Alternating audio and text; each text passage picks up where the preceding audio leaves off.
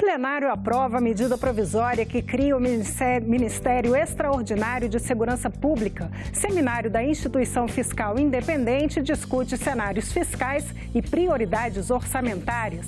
A isenção de IPI no processo de fabricação de refrigerantes na Zona Franca de Manaus foi debatida na Comissão de Constituição e Justiça.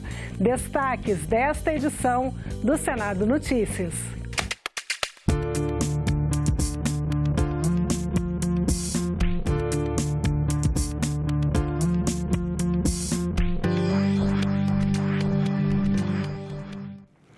Olá, boa noite.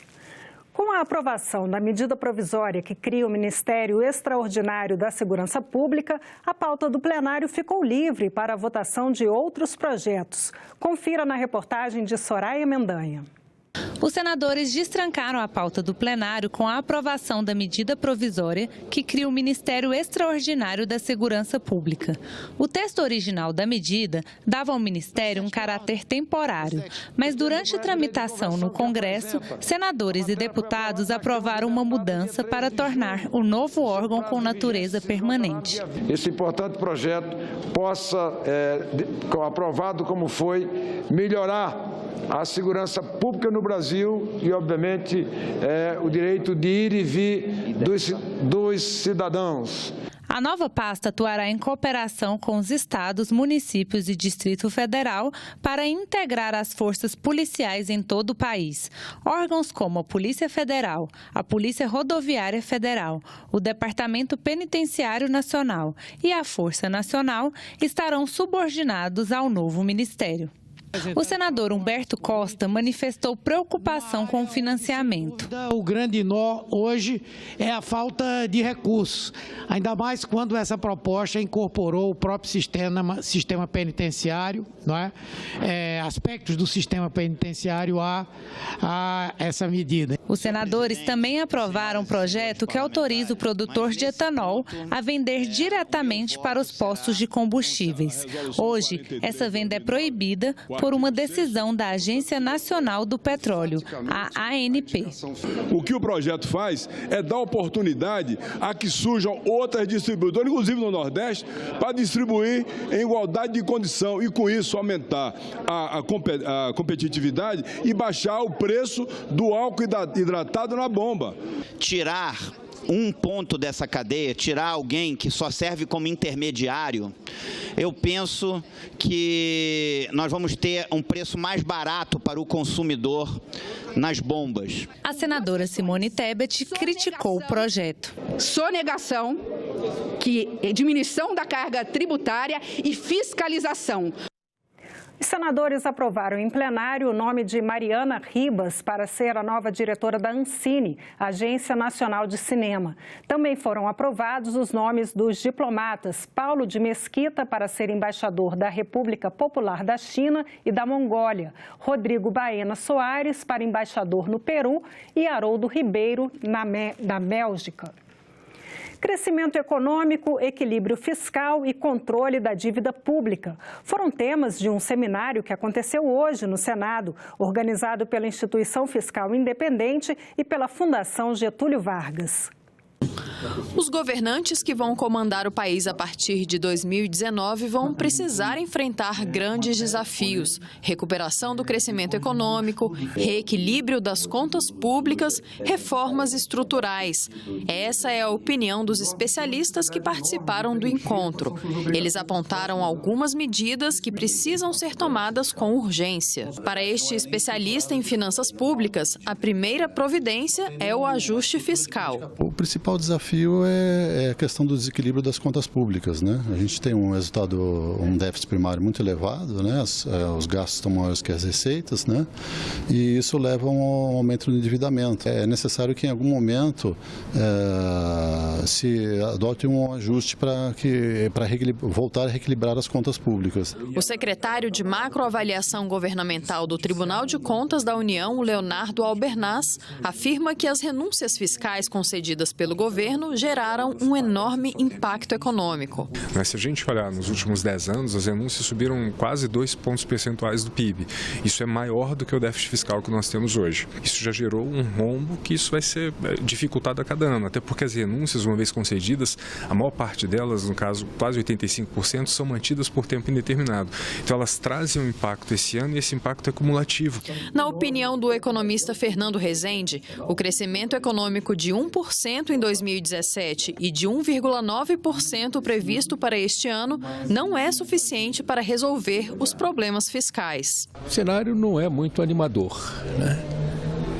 Todas as evidências de todas as pessoas que estão estudando o tamanho do problema fiscal mostram que já em 2019 vamos ter sérios problemas para administrar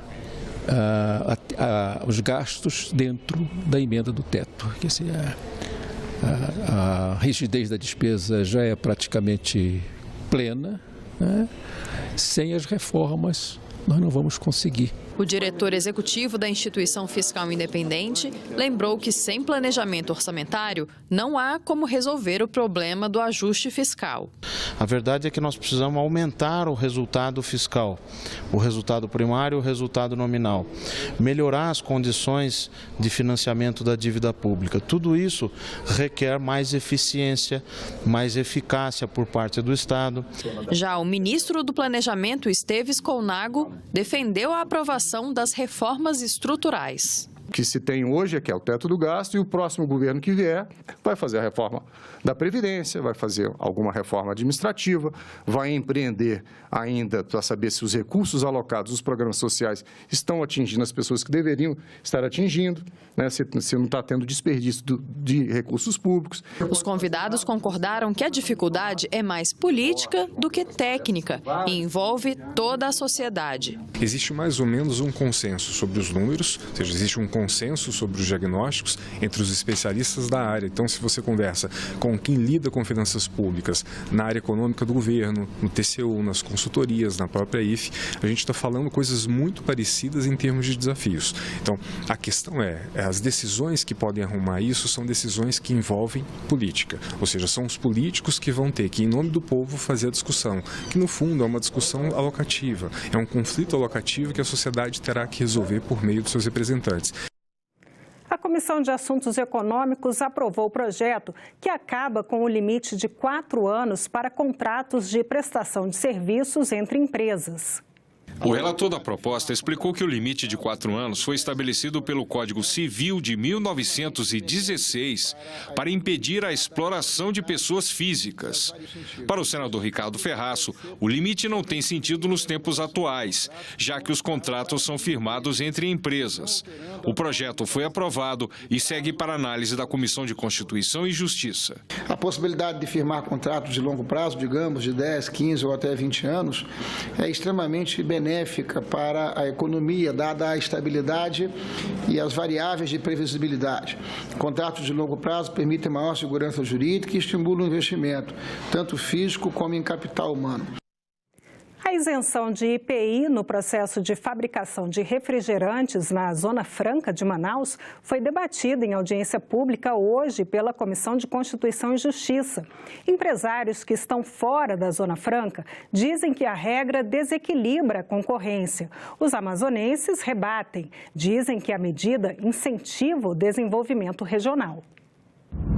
As empresas de concentrados de refrigerantes instaladas na Zona Franca de Manaus são isentas do IPI, Imposto sobre Produtos Industrializados. Mas, mesmo assim, o valor da alíquota pode ser abatido como crédito nas outras fases da produção do refrigerante. Ou seja, quanto maior a alíquota de IPI, maior o crédito a ser usado. Por isso, a bronca das empresas instaladas na Zona Franca com o decreto do governo que reduziu a alíquota de 20% para 4%. Parlamentares do Amazonas alegam que a medida adotada pelo governo vai trazer sérios prejuízos à Zona Franca de Manaus. Eles apresentaram 2 projetos de decreto legislativo para sustar os efeitos do decreto presidencial. Os projetos estão na pauta da Comissão de Constituição e Justiça desta quarta-feira. No debate para subsidiar a votação, o representante do Ministério da Fazenda justificou que a redução do incentivo vai tornar mais justa a concorrência com as empresas que estão fora da Zona Franca. Quem não tem Essa estruturação de negócios, a partir da compra de concentrados da Zona Franca de Manaus, tem uma carga tributária no refrigerante de 11,95. Essa diferença de 8 pontos percentuais aproximadamente, vai para o preço e gera uma diferença na concorrência. O tema divide as empresas do setor. Essa redução do IPI de 4 para 20, só vão ter os fortes prejudicados. Serão as fábricas que foram instaladas lá, que vão fechar, pelo menos as regionais, as que nós fizemos, vão fechar, e vão prejudicar todos os fabricantes regionais. Você gera um faturamento de 9,6 bilhões para praticamente 797 funcionários. Daí a simplicidade da confecção do concentrado para o refrigerante. Está errado. Divide também os parlamentares do Amazonas e de outros estados que não contam com os mesmos incentivos fiscais. Não chega a 1.000 empregos.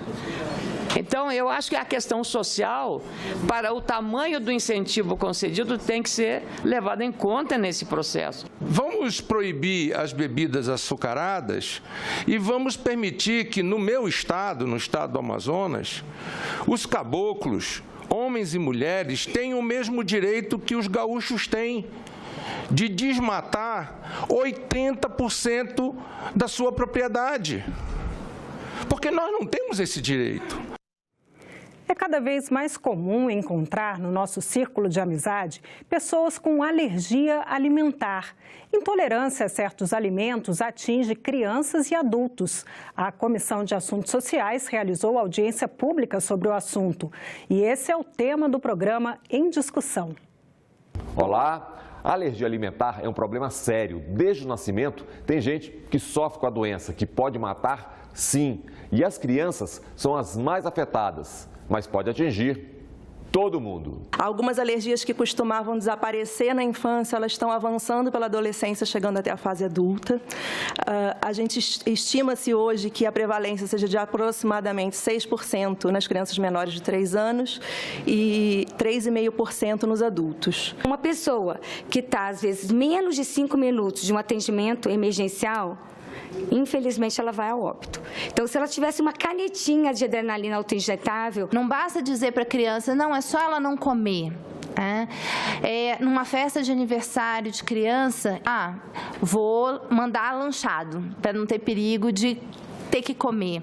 Mas as crianças em si, elas insistem umas com as outras, come só um pouquinho. Tem que avisar o dono, quem está promovendo o aniversário, o meu menino, a minha menina, ela não pode comer tais e tais alimentos. E daí a importância de se ter uma Semana Nacional de Conscientização sobre Alergia Alimentar, porque ela pode contribuir para o aumento da informação.